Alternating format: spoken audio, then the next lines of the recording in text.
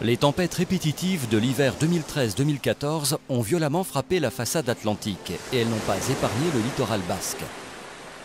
D'importants dégâts ont été observés et cela nous a rappelé la vulnérabilité de notre littoral face aux risques de submersion et d'érosion. Suite à cette tempête, le GIS Littoral Basque a permis de mettre autour de la table des acteurs institutionnels et scientifiques franco-espagnols de part et d'autre de la frontière pour trouver des solutions communes afin de développer des outils de prévision de vagues submersion plus précis que ce que l'on avait actuellement. C'est ainsi qu'est né le projet Marea, pour que les collectivités qui ont en charge la mise en sécurité des biens et des personnes sachent précisément 5 jours à l'avance si elles sont concernées par de possibles risques de submersion à l'approche d'une tempête. Pour créer ces outils d'alerte sur mesure, 7 zones pilotes présentant de forts enjeux ont été retenues le long de la côte basque. Les plages sableuses d'Anglette, la grande plage de Biarritz, les falaises de Bidar et de Guétari, les digues de Saint-Jean-de-Luz, la concha de Donostia, les plages de Saraotz et le port de Bermeo. Des mesures scientifiques et des observations ont été effectuées pendant plusieurs jours pour scanner les épisodes de tempête, comme ici sur la grande plage de Biarritz.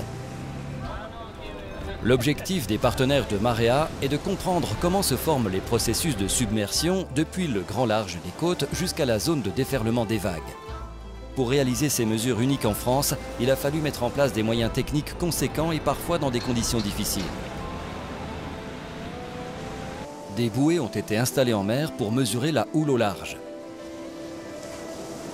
Des capteurs sous-marins ont été ancrés par des plongeurs à proximité des plages pour mesurer la vitesse et la direction des courants. Une douzaine de capteurs de pression ont été disposés directement sur la plage pour mesurer les hauteurs d'eau et l'énergie des vagues qui déferlent sur le haut de plage. Des mesures topo-bathymétriques régulières sont réalisées pour surveiller les évolutions des petits fonds et du profil de la plage. En parallèle, un système vidéo enregistre en continu et à haute fréquence les évolutions du profil de plage et les niveaux d'eau atteints lors de déferlement des vagues. Enfin, des capteurs mesurant l'impact des vagues sur les ouvrages de protection ont aussi été installés sur les digues maritimes. Ces données sont essentielles si l'on veut prévoir finement les risques de submersion et organiser en conséquence les moyens de protection.